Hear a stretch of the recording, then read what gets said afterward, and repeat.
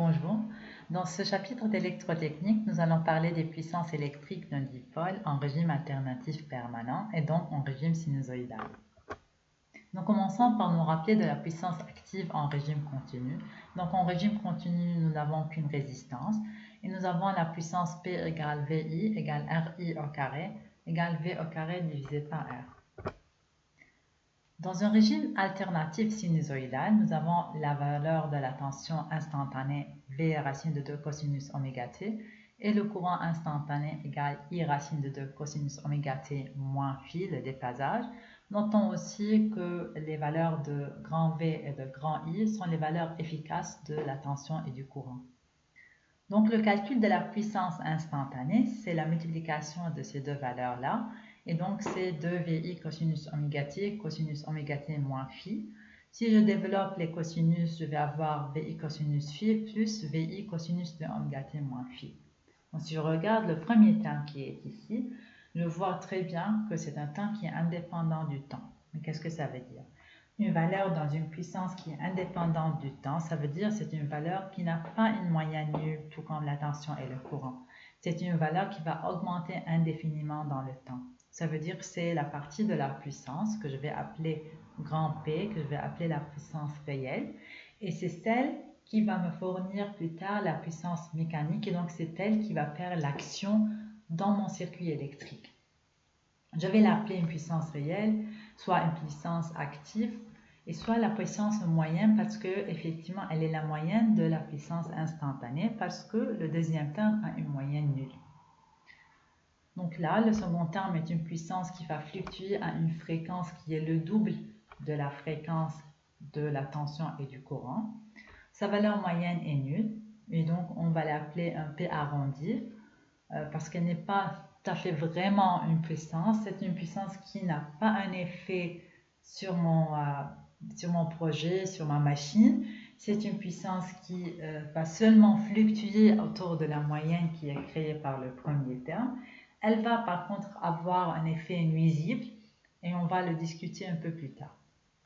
P arrondi, si je développe ce terme-là, va être PI cosinus phi cosinus de oméga t plus VI sinus phi sinus de oméga t. Et donc l'expression de la puissance instantanée va devenir VI cosinus phi multiplié par 1 plus cosinus de oméga t plus VI sinus phi multiplié par sinus de oméga t. Le premier bloc, ici, va s'appeler la puissance active instantanée. Sa valeur moyenne, la puissance P, s'appelle la puissance active, la puissance réelle ou bien la puissance moyenne. Le second bloc s'appelle une puissance réactive instantanée. Son premier terme, noté Q égale VI sinus phi, s'appelle la puissance réactive. Q n'est pas vraiment une puissance réelle parce que sa moyenne est nulle. Nous pouvons aussi remarquer que la puissance P existe si cosinus phi est non nul.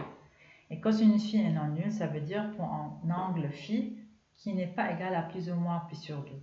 Phi égale plus ou moins pi sur 2, nous voyons ici que c'est soit pour un condensateur, soit une bobine. Et donc, P existe uniquement dans les résistances. Q existe si sinus phi est non nul, et donc phi n'est pas égal à 0 et phi n'est pas égal à pi. Nous voyons ici que si phi égale à 0, c'est une résistance, et donc Q existe si je suis dans un condensateur, ou bien une bobine, ou bien une combinaison des deux. Tandis que phi égale pi est plutôt mathématique que pratique dans notre circuit. Nous devons aussi noter que les dipôles rencontrés pratiquement ont un déphasage phi entre 0 et pi sur 2. Un déphasage phi entre 0 et pi sur 2, ça veut dire que notre circuit sera une combinaison d'une résistance et d'une bobine. Pratiquement, nous avons beaucoup de moteurs dans les applications des moteurs, des machines, et donc les moteurs sont une bobine enroulée sur un circuit magnétique. C'est pour cela que la plupart de nos circuits sont des circuits inductifs, qu'on appelle inductifs. On a très rarement un circuit qui est vraiment capacitif. Et c'est pour cela que dans les exemples que nous allons voir, nous allons presque tout le temps prendre des exemples qui ont un déphasage où le courant est en retard par rapport à la tension. Et ça veut dire que le déphasage phi est entre 0 et pi sur 2. La puissance apparente. La puissance apparente s'appelle la puissance S. Elle est définie par cette lettre S. S égale VI. avec P, notre puissance réelle, égale S cosinus phi, et Q égale S sinus phi, comme nous venons de définir. Parmi S, P et Q, seul P représente une puissance réelle. Et donc, pour cette puissance P, je vais donner l'unité watt, c'est une unité de puissance mécanique, et donc c'est cette puissance-là qui va se transformer en puissance mécanique active, qui va faire l'action réelle des machines, tandis que la puissance S, je vais la noter en unité volt-ampère, donc une tension multipliée par un courant, et Q va avoir l'unité volt-ampère réactif. Je définis aussi le cosinus phi. Cosinus phi égale P sur S, donc il est la proportion de la puissance active P de la puissance apparente S. Il quantifie la proportion de cette puissance absorbée par la charge. En anglais, nous l'appelons power factor et nous pouvons aussi retrouver dans les bibliographies la représentation PF, donc ça c'est le même cosinus phi. La puissance dans le plan des complexes. Et comme il y a S égale P cosinus phi, P égale S cosinus phi et Q égale S sinus phi, donc nous pouvons penser à développer une représentation complexe où le vecteur S égale VI phi et P est la projection de ce vecteur sur l'axe des réels, Q est la projection de ce vecteur sur l'axe des imaginaires. Donc S complexe sera P plus JQ.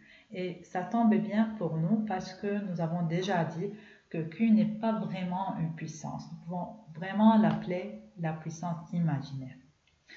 Comme les tensions et le courant vont être représentés en complexe, V complexe égale V avec un déphasage 0 et I complexe égale I avec un déphasage moins phi, et la puissance S complexe égale VI phi, je peux déduire que la puissance S complexe égale V complexe I complexe conjugué pour compenser le moins qui est ici. Que deviennent alors les puissances P et Q dans les circuits élémentaires? Les circuits élémentaires sont effectivement une résistance pure, une inductance pure et un condensateur pur.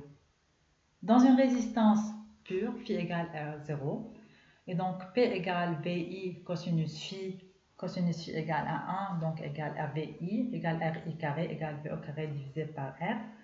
Q égale VI sinus phi, donc Q égale à 0, et la puissance S égale uniquement la puissance P.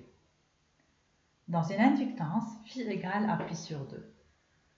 P égale VI cosinus phi, donc P égale à 0, et Q égale VI sinus phi égale à 1, donc Q égale VI, égale L oméga I au carré, égale V au carré divisé par L oméga, et la puissance S égale la puissance Q. Dans un condensateur, l'angle phi égale moins pi sur 2, la puissance P égale 0 aussi, et la puissance Q égale VI sinus phi égale moins 1, donc Q égale moins VI, égale moins I au carré divisé par C oméga, égale moins C oméga V au carré, et la puissance S égale la puissance Q. Mais la puissance Q dans un condensateur est négative. Dans nos conventions, les conventions qu'on utilise dans les circuits électriques, une puissance négative, ça veut dire une puissance fournie. Si la puissance est fournie, ça veut dire l'élément qui est en train de la fournir, c'est une source. Mais le condensateur n'est pas une source, c'est un élément passif. C'est pour cela que nous disons c'est une source entre guillemets de puissance réactive. Je commence par rappeler que la puissance réactive n'est pas, à vrai dire, une puissance parce qu'elle ne va pas ni fournir ni absorber une puissance réelle, mais c'est une puissance qui va rentrer dans nos calculs et qui va avoir un effet sur les résultats. Mais une puissance Q négative, ça veut dire que le condensateur est en train de fournir cette puissance réactive, mais ça veut dire qu'il va compenser l'effet de la puissance absorbée par les inductances. Donc, avoir un condensateur dans notre circuit va compenser l'effet des inductances dans le circuit, mais il ne va jamais créer de lui-même une puissance.